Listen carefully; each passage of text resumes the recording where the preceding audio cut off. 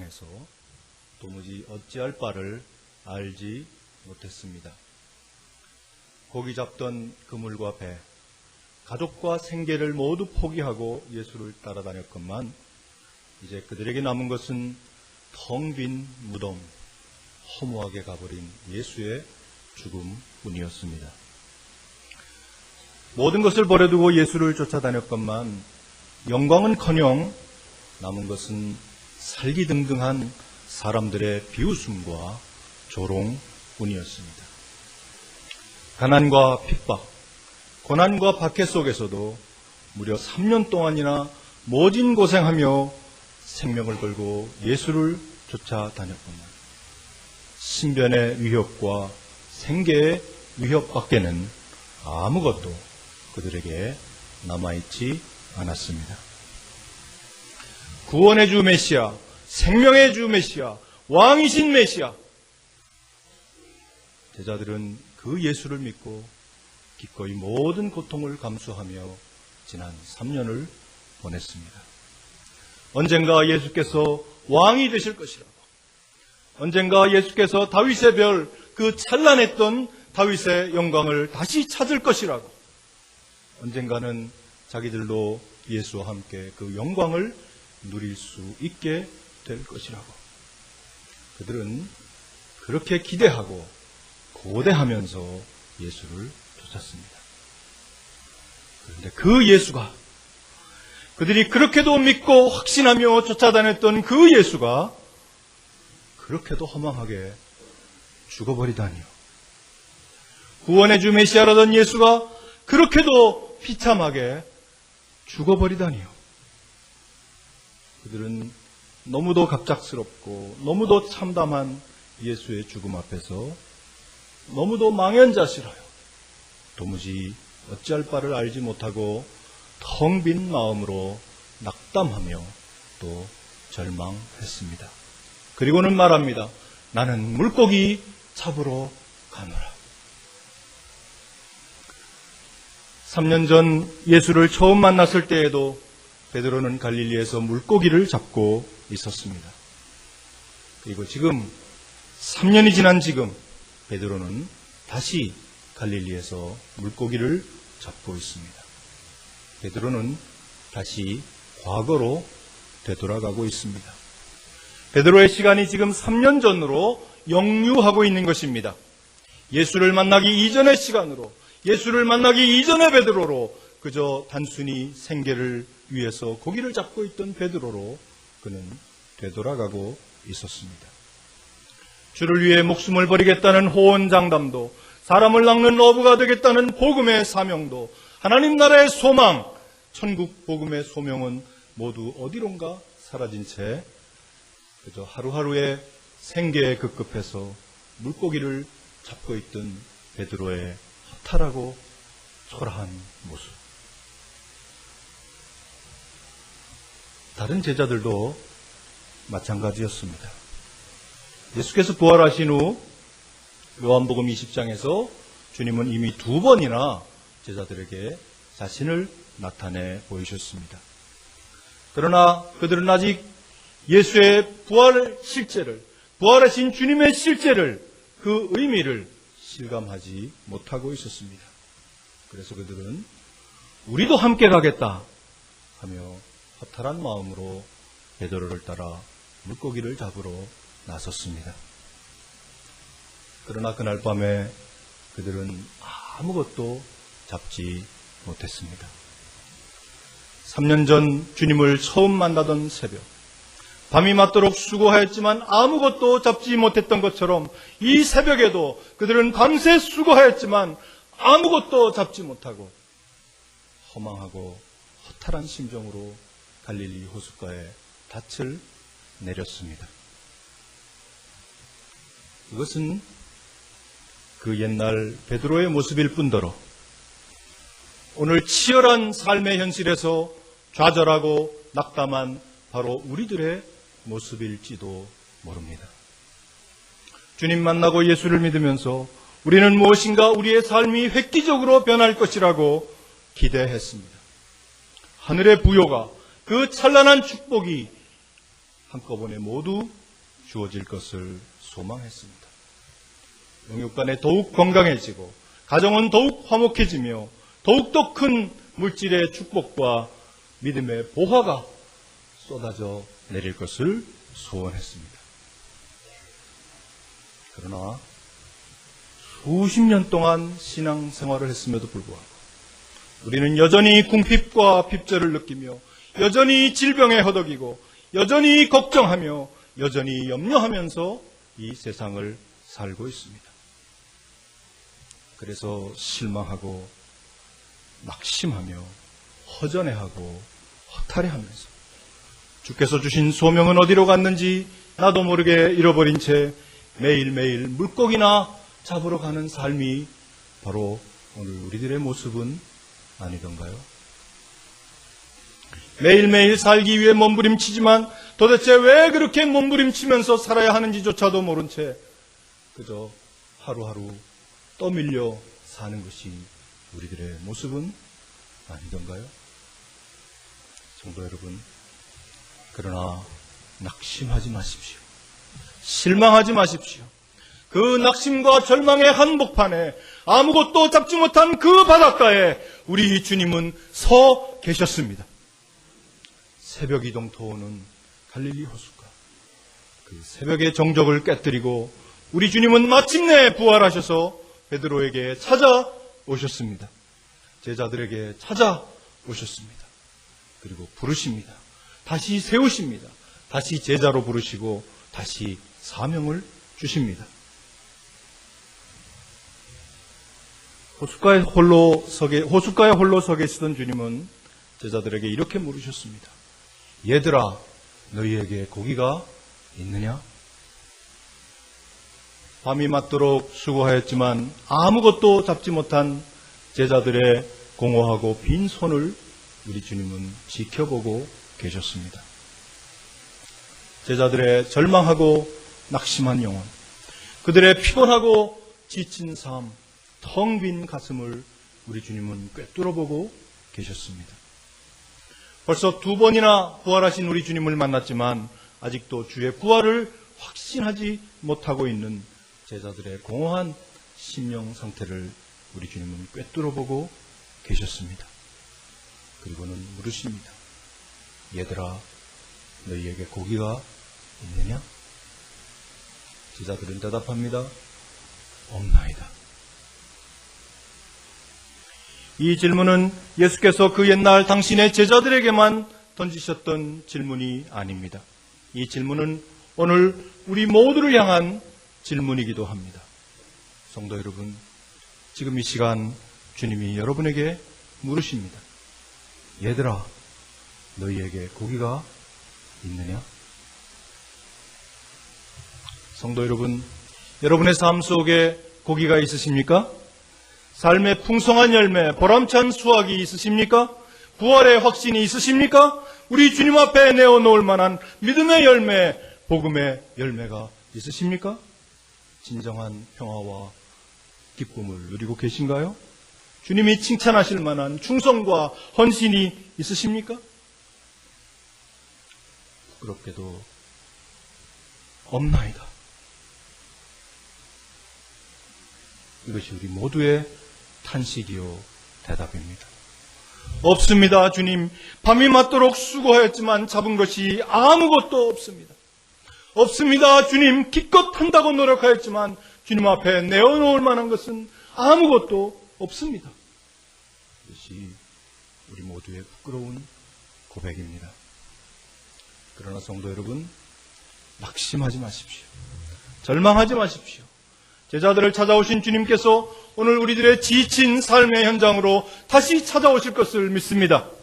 아니, 우리 주님은 오늘 이 예배 가운데 임재하셔서 지금 우리의 마음 문 밖에 서 계십니다.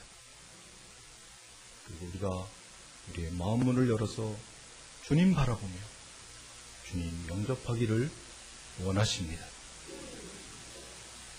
지금 이 시간 살아계신 우리 주님을 바라보십시오. 우리 마음 문 밖에 서 계신 주님을 영접하십시오. 부활의 주님, 영광의 주님을 바라보십시오. 주께서 우리들의 좌절, 우리들의 낙담, 우리들의 허탈하고 그늘진 마음을 붙드시고 위로하시며 다시 세우실 것을 믿습니다. 다시 사명 주실 것을 믿습니다.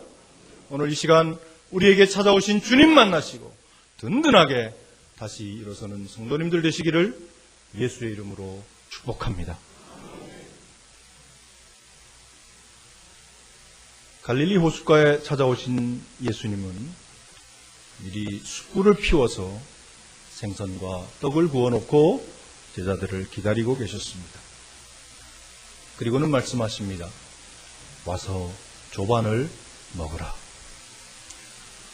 밤새 고기 잡느라고 추위와 허기에 지친 제자들에게 주님은 따뜻하고 다정한 어조로 이리 와서 숯불을 쪼여 추위를 달래고 허기진 배를 채우라고 말씀하십니다. 그리고 제자들이 아침을 다 먹을 때까지 기다려 주십니다. 성경은 예수께서 떡을 가져다가 제자들에게 나누어 주시고 생선도 그와 같이 하셨다고 기록하고 있습니다.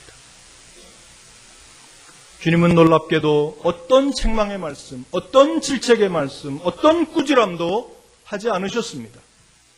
너희들이 어떻게 모두 다 그렇게 도망을 갈 수가 있느냐? 어떻게 그렇게 나를 부인하고 나를 저주하며 맹세할 수 있느냐? 내가 십자가에서 피를 흘리며 죽어가고 있을 때 너희들은 도대체 어디에 있었느냐? 너희들의 믿음은 어디에 있느냐?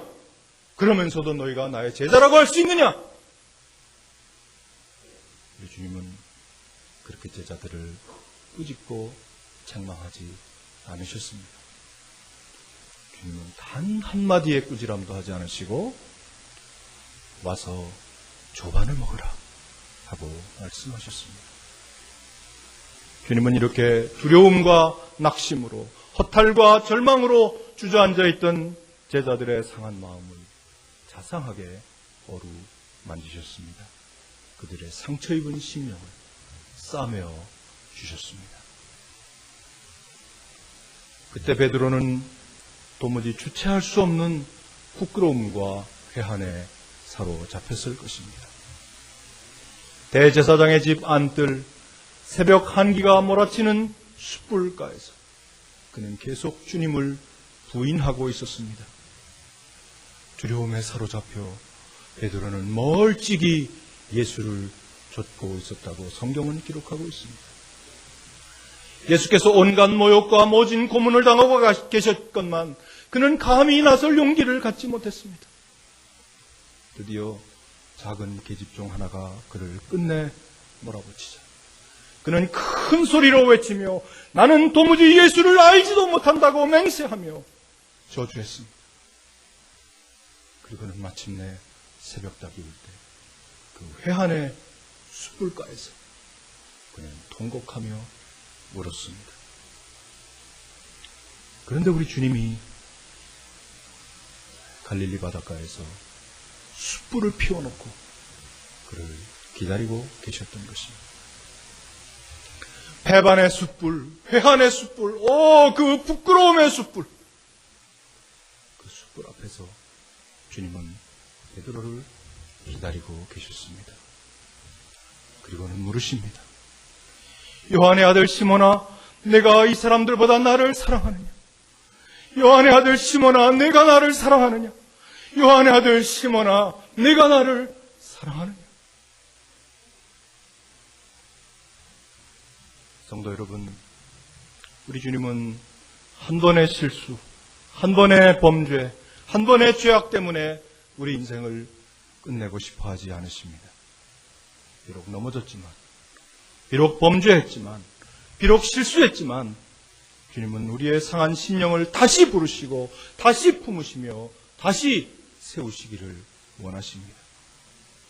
주를 부인하고 저주했던 베드로, 절망하고 있는 베드로, 부끄러움과 회한으로 도무지 몸둘 바를 찾지 못하고 있던 베드로를 다시 부르시고 다시 세우신 것처럼 우리 주님은 오늘 실패하고 넘어진 우리 인생, 상처 입고 찢기운 우리 영혼, 좌절하고 포기한 우리 심령을 다시 부르시며 다시 품으시고 다시 세우시기를 원하십니다. 성도 여러분, 지금 우리를 부르시는 주의 음성이 들리십니까? 이리 와서 조반 먹으라는 주님의 음성이 들리십니까? 실패했어도 괜찮아. 넘어졌어도 괜찮아. 부족해도 괜찮아. 내가 너를 다시 세워줄 거야. 내가 너를 다시 부를 거야. 사람을 낚는 어부로, 몸된 교회의 기둥으로, 천국 복음의 일꾼으로 내가 너를 다시 부르고 다시 세울 거야. 너 아직도 나를 사랑하니? 아직도 너 나를 사랑하니? 아직도 너 나를 사랑하고 있니? 하고 물으십니다. 주님의 질문은 단 하나입니다. 요한의 아들 시몬아, 내가 나를 사랑하느냐? 비록 실패하고 넘어졌지만 주님 사랑하면 다시 일어설 수 있습니다. 상처 입고 찢겼지만 주님 사랑하면 다시 살 수 있습니다. 좌절하고 포기했지만 주님 사랑하면 다시 세움받을 수 있습니다. 성도 여러분, 주님을 사랑하십니까? 아직도 우리 주님을 사랑하십니까? 주님의 뜻은 실패하고 넘어진 우리를 일으켜 다시 세우시는 것입니다. 다시 사명을 주시는 것입니다. 사람을 낚는 어부로, 천국 복음의 일꾼으로, 하늘나라의 군사로 우리를 다시 부르시고 다시 세우시는 것입니다. 과거로 역류하고 있는 베드로, 3년 전으로 되돌아가고 있는 베드로, 물고기를 잡고 있는 베드로를 다시금 부르시고 세우셔서 사람을 낚는 어부, 복음의 사명, 그 영광스러운 소망의 미래를 향하도록 만드시는 것입니다. 성도 여러분, 오늘 이 시간 베드로를 찾아오신 우리 주님을 다시 만나는 예배가 되기를 소원합니다. 우리에게 여전히 찾아오시고 여전히 기다려주시며 여전히 사랑하시는 우리 주님 만나시기를 소원합니다. 이리 와서 조반 먹으라는 우리 주님의 음성 듣기를 소원합니다. 떡과 생선을 나누어 주시며 우리의 상처를 어루만지시고 내가 아직도 나를 사랑하느냐고 물으시는 우리 주님의 음성 듣기를 소망합니다. 그 음성 들으심으로, 그 주님 만나심으로 부활의 참 기쁨을 누리시는 성도님들 되시기를 예수의 이름으로 축복합니다. 조반 먹은 후에 주님은 베드로에게 물으셨습니다. 요한의 아들 시몬아, 내가 이 사람들보다 나를 더 사랑하느냐? 요한의 아들 시몬아, 이 세상의 모든 것들보다 내가 나를 더 사랑하느냐? 그때 베드로는 대답합니다. 주님, 그러하나이다. 내가 주님을 사랑하는 줄을 주님께서 아시나이다. 그러자 주님이 말씀하십니다. 내 어린 양을 먹이라. 베드로는 그것으로 주님의 말씀이 끝난 줄 알았을 것입니다. 그런데 주님이 또 묻습니다. 요한의 아들 시몬아, 내가 나를 사랑하느냐? 베드로가 또 대답합니다. 주님, 그러하나이다. 내가 주님을 사랑하는 줄 주님께서 아시나이다. 주님이 두 번째로 말씀하십니다. 내 양을 치라. 그리고 주님이 또 물으십니다. 요한의 아들 시몬아, 내가 나를 사랑하느냐? 주께서 세 번이나 물으시니 베드로는 근심하기 시작하였다고 성경은 기록하고 있습니다. 베드로는 근심하기 시작하였습니다. 그리고 대답합니다. 주님, 모든 것을 아시오매 내가 주님을 사랑하는 줄을 주님께서 아시나이다. 주님은 또 말씀하십니다. 내 양을 먹이라. 주님은 처음에 베드로에게 내가 아가페의 사랑, 곧 하나님의 사랑, 즉 무조건적인 아버지의 사랑으로 나를 사랑하느냐고 물으셨습니다. 그러나 세 번이나 주를 부인하고 저주했던 베드로는 감히 그렇게 대답할 수 없었습니다. 주님, 주께서 아가페의 사랑을 물으시지만 저는 감히 그렇게 대답할 수 없습니다. 저는 주님을 세 번이나 부인하고 맹세하며 저주했던 사람입니다. 제가 비록 주님을 사랑한다고 하지만 그 사랑을 감히 아가페의 사랑이라고 말할 수는 없습니다. 나는 죄인입니다. 그리고 그는 겨우 용기를 내어 친구 간의 사랑, 곧 필리아의 사랑을 주께 고백합니다. 그러자 주님이 두 번째로 또 묻습니다. 내가 아가페의 사랑으로 나를 사랑하느냐? 그러나 이번에도 베드로는 아가페의 사랑을 고백하지 못합니다. 그리고 다시 용기를 내어 겨우 필리아의 사랑을 주님께 고백합니다. 드디어 세 번째, 우리 주님은 베드로의 수준으로 낮아지셔서 내가 필리아의 사랑으로 나를 사랑하느냐고 물으십니다. 그리고 주를 향한 베드로의 사랑, 필리아의 사랑을 받아주십니다. 베드로의 불완전한 사랑 고백을 그대로 수용해 주십니다.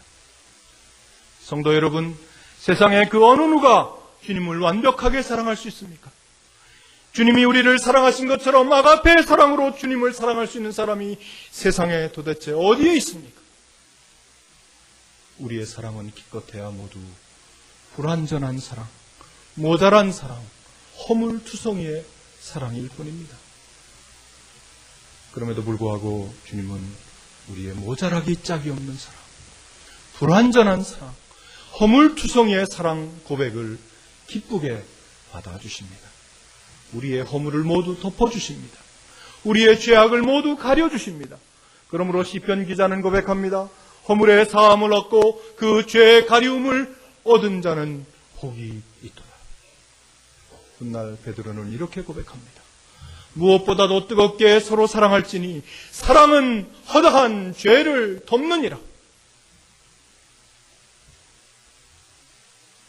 내가 나를 사랑하느냐 하는 똑같은 질문을 주님은 왜 세 번씩이나 반복해서 물으셨을까요? 왜 베드로가 근심하기까지 묻고 또 물으셨을까요?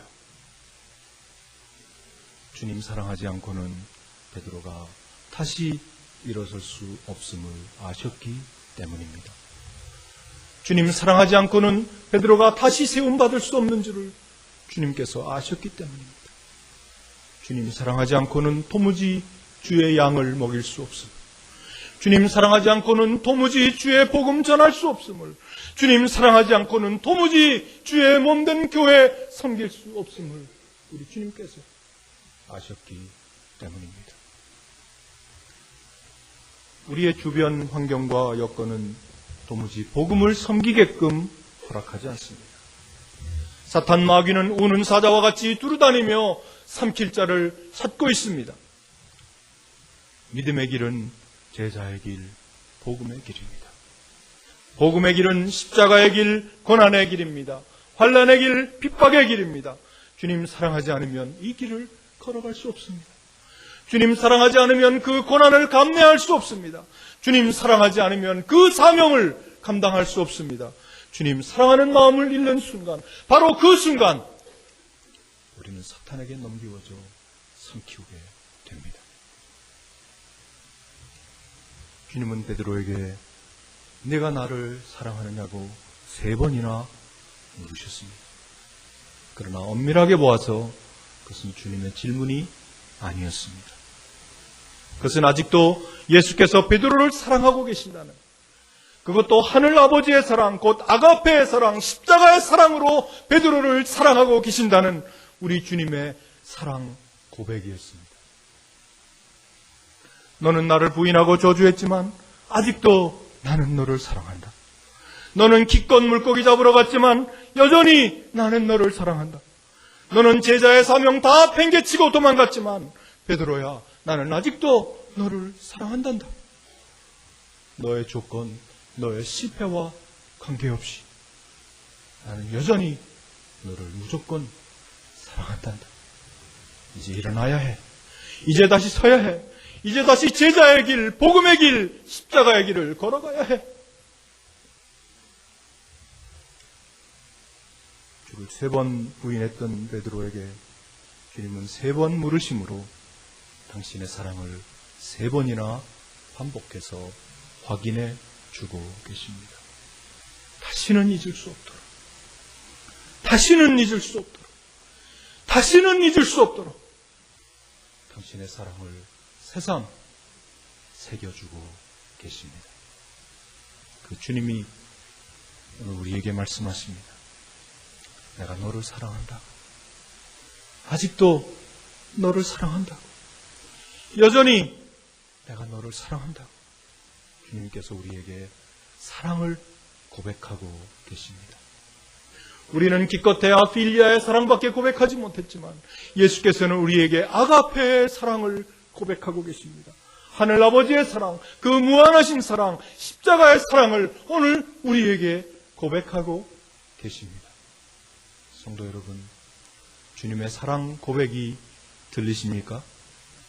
주의 음성이 들리시나요? 요한의 아들 시몬아, 내가 나를 사랑하느냐? 그 음성이 들리십니까? 그렇다면 우리도 이제 우리의 사랑을 예수께 고백드립시다. 내가 주를 사랑하는 줄 주께서 아시나이다. 내가 주를 사랑하는 줄 주께서 아시나이다. 내가 주를 사랑하는 줄 주께서 아시나이다. 이 평생 예수 사랑에 잃지 않고 예수 사랑으로 헌신하며 예수 사랑으로 충성하는 성도님들 되시기를 주님의 이름으로 축복합니다. 성경은 주께서 베드로에게 3번째 물으실 때 베드로가 근심하였다고 기록하고 있습니다. 예수께서 3번째 물으실 때 베드로의 마음속에는 근심이 생겼습니다. 과연 내가 주를 사랑하고 있는가? 내가 비록 주님을 사랑한다고 하지만 정말 내 존재의 근저로부터 저 깊은 존재의 심연으로부터 주님을 진심으로 사랑하고 있는가? 하는 근심과 걱정이었습니다. 예수를 부인하기 전 그는 너무도 자신만만한 사람이었습니다. 너무도 확신에 찬 제자였습니다. 내가 주와 함께 죽을지언정 주를 부인하지 않겠나이다. 다 버릴지라도 나는 그리하지 않겠나이다. 내가 주와 함께 오게도 죽는 데에도 가기를 각오하였나이다. 주여, 내가 지금은 어찌하여 따라갈 수 없나이까? 주를 위하여 내 목숨을 버리겠나이다. 그렇게 고백했던 사람이었습니다. 그러나 이제 그는 근심하면서 이렇게 주께 고백합니다. 주님, 모든 것을 아시오매 내가 주님을 사랑하는 줄을 주께서 아시나이다. 그는 더 이상 자기 자신을 확신할 수 없었습니다. 더 이상 자기 자신을 믿을 수 없었습니다. 더 이상 자기 자신을 주장할 수 없었습니다.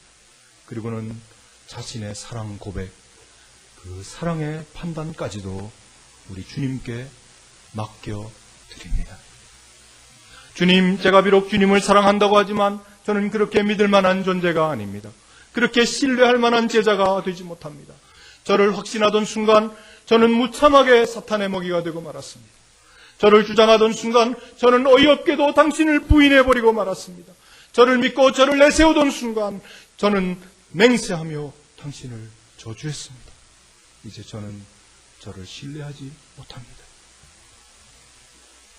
제 확신을 내세우지 못합니다. 오직 당신께 의지합니다. 당신께 맡깁니다. 제 사랑 고백조차도, 그 사랑의 판단까지도 오직 전적으로 당신만 의지하고 당신께 맡깁니다. 이것이 베드로의 고백이었습니다. 성도 여러분, 우리는 그렇게 믿을 만한 존재가 되지 못합니다. 그렇게 확신할 만한 존재가 되지 못합니다. 아무리 믿음이 좋은 것 같아도, 아무리 헌신한 것 같아도, 아무리 큰 소리쳐도 우린 모두 나뭇잎처럼 흔들리는 연약한 존재일 뿐입니다. 바람이 불면 힘없이 떨어져 버리는 이파리같이 흔들리는 존재일 뿐입니다. 자신을 의지하는 순간 우리는 무참하게 넘어집니다. 자신을 주장하는 순간 우리는 참혹하게 넘어집니다. 해야 할 것은 오직 주만 의지하는 것입니다. 주께 맡겨드리는 것입니다. 우리의 사랑 고백조차도, 우리 사랑의 판단까지도 주님께 맡겨드리는 것입니다. 오직 주의 손에 사로잡혀 믿음의 길, 제자의 길, 복음의 길, 십자가의 길을 가는 것입니다.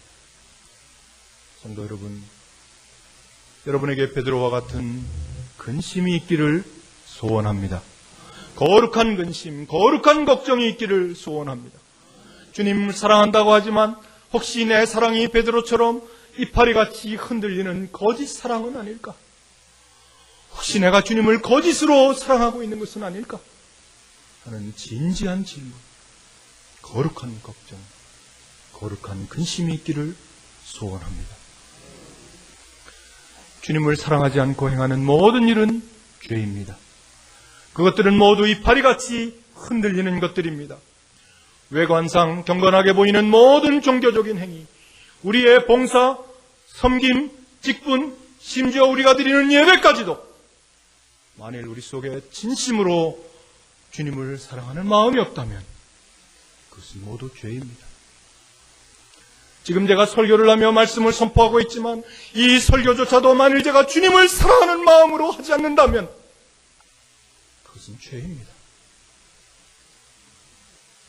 오늘 이 시간 우리의 믿음, 우리의 봉사, 우리의 섬김을 심각하게 되돌아볼 수 있기를 원합니다. 진실로 우리 가운데 예수 사랑이 있는지, 우리의 섬김 가운데 진정으로 주님 사랑하는 순수함이 있는지, 우리가 드리는 이 예배가 과연 예수 사랑으로 드리는 참된 예배인지, 만일 그렇지 못하다면 이 시간 우리의 심령을 바쳐 회개하고 돌이킵니다. 오늘 우리 예배 가운데 베드로와 같은 예수 사랑, 베드로와 같은 거룩한 근심, 베드로와 같은 온전한 충성, 베드로와 같은 충직한 헌신이 물밀듯 일어나기를 소원하고 또 축복합니다. 베드로의 사랑 고백을 받으신 주님은 내 어린 양을 먹이라, 내 양을 치라, 내 양을 먹이라 하고 말씀하십니다. 사명을 허락하십니다. 더 높은 사명, 더 거룩한 사명, 천국의 길, 복음의 소명을 허락하십니다. 주님을 사랑한다는 것은 주의 양을 사랑하는 것입니다. 주를 사랑한다는 것은 주의 양을 먹이는 것입니다. 주를 사랑한다는 것은 주의 양을 치는 것입니다. 주의 양들을 말씀의 초장으로 인도하며 주의 양들을 말씀으로 먹이고 주의 양들을 말씀으로 자라게 하는 것입니다. 주의 양들을 악의 모든 위험에서 지키며 그리스도의 장성한 분량에까지 자라게 하는 것입니다. 이렇게 위대한 복음의 사명을 다시 주시면서 주께서는 베드로에게 나를 따르라 하고 말씀하십니다. 3년 전 베드로를 처음 부르실 때 나를 따라오라, 내가 너희를 사람을 낚는 어부가 되게 하리라 하신 것처럼 주께서는 이제 나를 따르라 하고 말씀하시면서 베드로를 십자가의 길, 고난의 길, 복음의 길, 제자의 길로 초청하고 계십니다. 그러므로 요한복음 21장은 베드로의 새로운 시작입니다. 새로운 제자의 길, 새로운 복음의 소명, 새로운 하늘의 사명입니다. 3년 전에도 베드로는 주의 부르심을 경험했습니다. 그때도 주의 제자가 되었습니다. 그때도 주님을 사랑한다고 고백했습니다. 그러나 결국 실패하고 넘어진 베드로, 부서지고 깨어졌던 베드로는 이제 부활하신 주님 앞에서 새로운 사랑,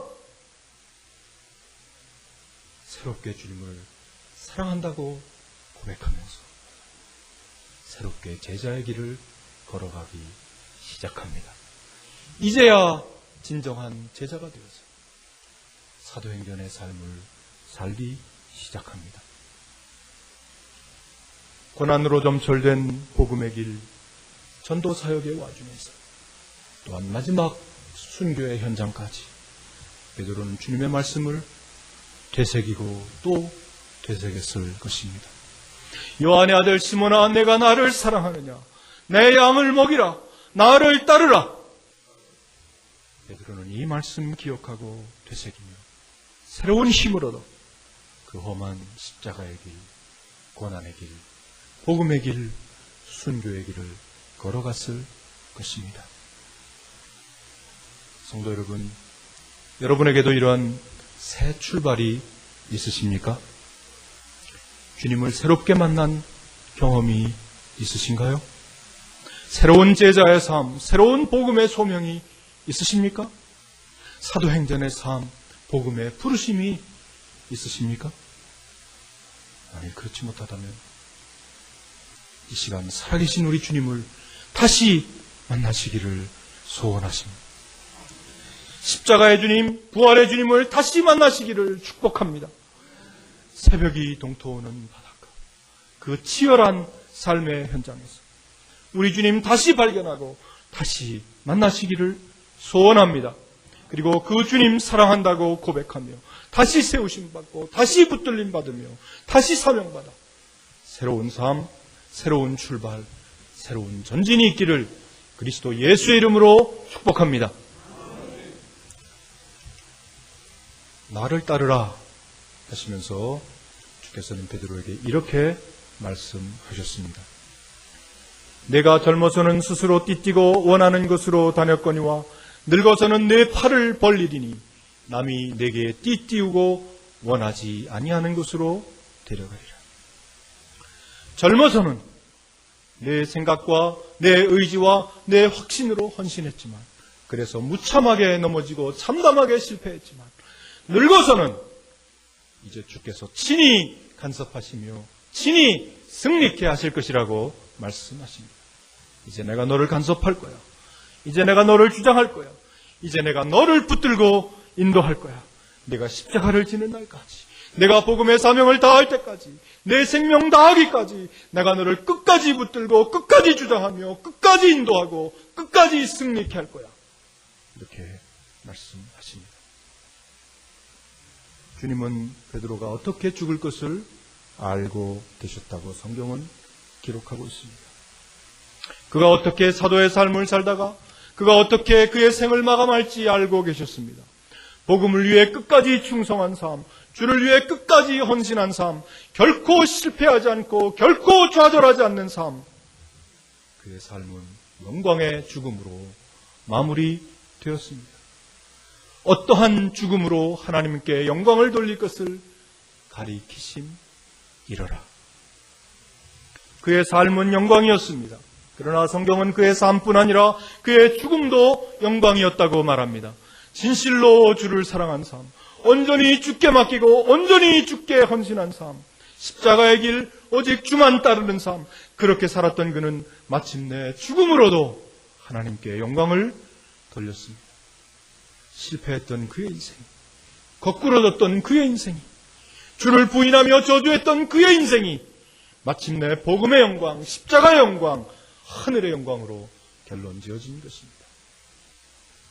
성도 여러분, 여러분은 이제껏 여러분의 인생을 어떻게 사셨습니까? 믿음의 승리와 부활의 열매로 가득 찬 삶을 사셨습니까? 혹 베드로처럼 넘어지고 부서지며 깨진 삶을 살지는 않으셨나요? 그러나 낙심하지 마십시오. 젊은 분이든 연세가 많은 분이든 여러분의 나이와 관계없이 비록 이제껏 여러분의 삶이 실패와 상처뿐이었던 삶이었다 하더라도 이제 우리의 영혼 속에 주님을 진정으로 사랑하는 사랑 고백이 있다면, 진실로 우리가 우리의 삶을 주께 맡기고 주만 따를 수 있다면 주께서는 여러분의 남은 인생을 영광스럽게 마무리하실 것입니다. 승리하게 하실 것입니다. 심지어 사람들이 모두 두려워하는 인생의 죽음까지도 주께서는 영광스럽게 마무리하실 것입니다. 오늘 여러분의 삶을 주께 맡기고 주를 따르십시오. 주께 사랑을 고백하십시오. 주만 의지하십시오. 주께서 축복하실 것입니다. 우리의 삶뿐 아니라 심지어 우리의 죽음까지도 영광스럽게 마무리하시는 부활의 축복이 우리 가운데 충만하기를 주님의 이름으로 축복합니다. 주님이시라. 사도 요한이 드디어 바닷가에 서 계신 예수를 발견하고 외쳤습니다. 드디어 부활의 주님, 살아계신 그리스도 예수를 발견하게 된 것입니다. 주님을 발견한 제자들은 더 이상 갈릴리 바다를 쳐다보지 않았습니다. 그들이 잡은 153마리의 생선도 그들의 안중에는 없었습니다. 그들은 이제 주님을 바라보게 되었습니다. 아니, 주님만 바라보게 되었습니다. 그리고 그때서야 비로소 그들이 왜 갈릴리로 왔는지, 주께서 왜 갈릴리로 먼저 가시겠다고 말씀하셨는지 그 말씀의 의미를 깨닫게 되었습니다. 예수 바라보면서 그들의 영안이 열리자 주님 말씀의 의미, 복음 전파의 사명을 깨닫게 된 것이었습니다. 성도 여러분, 오늘 이 시간 살아계신 주님, 부활하신 우리 주님을 발견하실 수 있기 바랍니다. 오늘 예배 가운데 살아계신 그리스도 예수를 만나시기를 소원합니다. 지치고 깨어진 삶의 현장에서, 절망하고 거꾸러진 인생길에서, 낙심하고 주저앉은 삶의 한 모퉁이에서 살아계신 우리 주님 예수 그리스도를 만나시기를 축복합니다. 주님은 지금 이 예배 가운데 임재해 계십니다. 우리의 마음 문 밖에 서 계십니다. 조용히 여러분의 삶을 바라보시며 우리를 위해 친히 기도하고 계십니다. 우리가 불렀던 찬송처럼 말할 수 없는 탄식으로 우리를 위해 친히 간구하고 계십니다. 무거운 짐지고 애타는 인생, 주 예수께 돌아와 곧 쉬어라. 우리는 주님을 늘 배반하나 내 주 예수 여전히 날 부르사 그 참되신 사랑을 베푸시나니 내 형제여 주님을 곧 따르라. 오늘 이 예배 가운데 우리를 위해 친히 간구하고 계시는 주님을 만나십시오. 살아계신 주, 부활의 주님, 그 영광의 주님을 만나십시오. 그리고 멸시함을 받은 주의 십자가에 우리의 마음을 담아서 우리 주님께 사랑을 고백하며 다시 세움받는 이 시간, 이 예배가 되기를 주님의 이름으로 축복합니다. 우리 모두 찬양으로 주께 영광 돌리십시오.